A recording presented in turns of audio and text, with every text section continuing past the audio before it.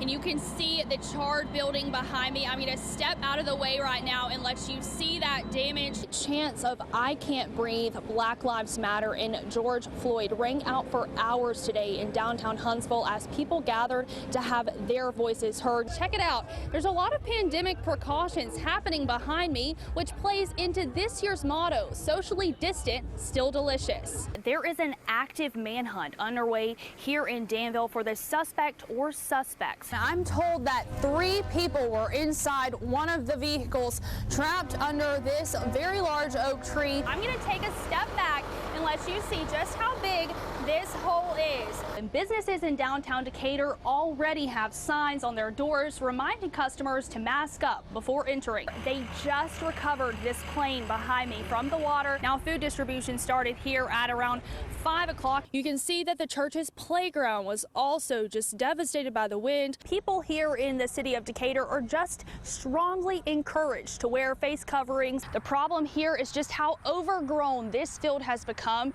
and how close it is to a daycare. I'm taking action. I've spoken with parents who are concerned. What I'm doing right now is perfectly legal, and even better news for those who love fireworks for the 4th of July, there's an exception to the noise ordinance for the holiday weekend. Say his name! I can't breathe! Black Lives Matter! Black Lives Matter! Black Lives Matter and chants are ringing out here in Decatur as people stand in solidarity for those facing racism in our country. This one here says, "Get up, stand for your rights." And that's what people are doing, standing up for those whose human rights have been violated for decades. You know, I was assaulted by the police officer.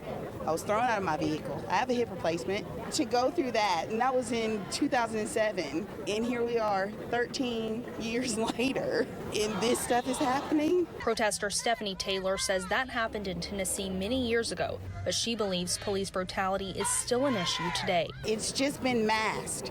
It's been swept under the rug. Marquise Gray says he's upset and understands why people are fed up with the racism in this country. You gonna be a racist or you gonna be anti-racist? And feeling like they're not being heard.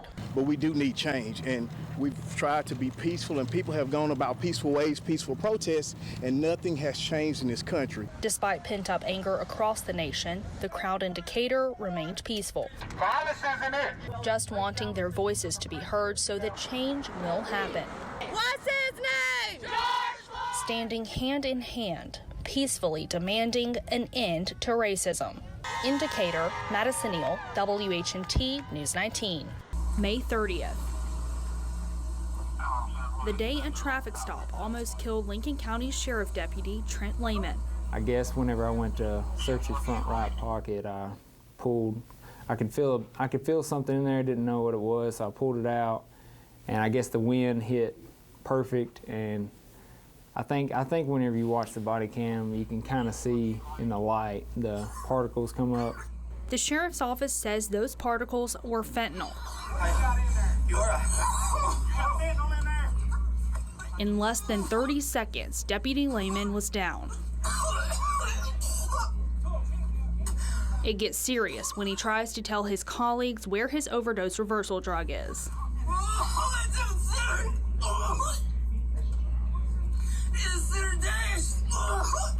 What do you think would have happened if those deputies weren't there? I wouldn't be here. There's no way. I would have never made it. Deputy Justin Galt recalls the moments where he thought he might lose his friend. Just trying to be there for him, really hold his hand, and Give him another one. You all right, folks? You all right?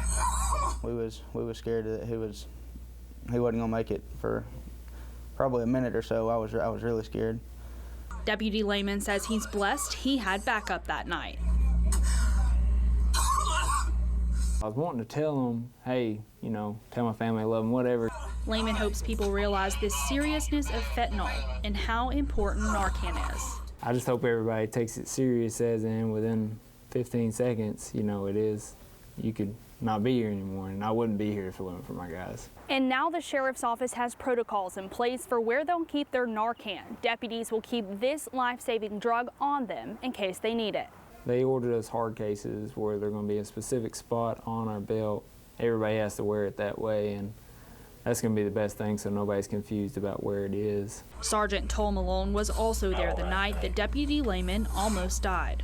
Times have changed. The drugs are powerful. You need to use all your PPE, your protective equipment. Luckily, we had what we needed that night, so we hadn't, it'd been a whole different ballgame. Florence native Rachel Pocup is back in Alabama after working at a hospital in New York City. I remember the first time they were showing us the ER and just being shocked at how many patients were intubated and sick. Pocup says she wasn't planning on sharing vulnerable moments like this one from her work in New York City.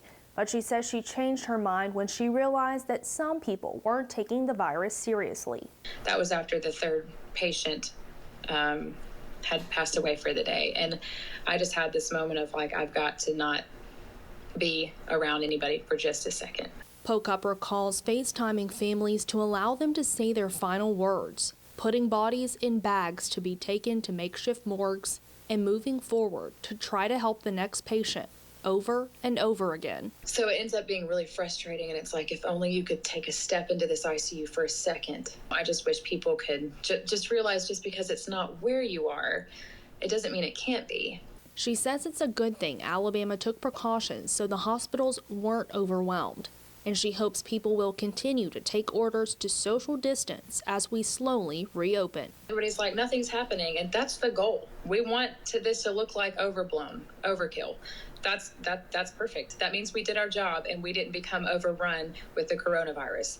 Good job, Alabama. Pocup wants Alabamians to take the virus seriously, but most importantly, to have compassion for one another as we go through the pandemic together. This school year will look different than any that's come before, and across North Alabama, many schools are taking similar precautions. But here at Pisgah School, the changes start when you walk through the door.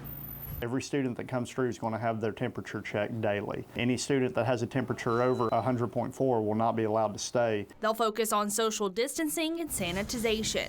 Spaced out children 6 feet apart. Dr. John Prestridge is the principal at Pisgah, where they're implementing seating charts for every grade level and class. Our goal is going to be able to identify, in the event of a positive case or a student who's exhibiting symptoms, not only who is the initial student, but any close contacts of that student. Prestridge says administrators, faculty, and the custodial crew will keep things clean. Certainly before any new group of students transitions to a room, the room will need to be sanitized. The lunchroom will operate at a 50% capacity. Our elementary students can still eat in here because we have enough time and enough spacing to where we can space them out. But for high school students, we'll all be grab and go to where they'll come through, get it, take it back to the classroom. And when it comes to physical education, kids will do activities that keep them apart. We're not going to just cut out PE because it's hard to do, but we're going to do it and do it in a safe way. Prestridge says there will be challenges ahead, but the staff is ready. And despite what you think of the guidelines, mandates, or whatever, we have an opportunity now to continue the education of our kids, to reconnect with those kids, to be a blessing to our families, and that's what I'm focused on doing. In Jackson County, Madison Neal, WHNT News 19.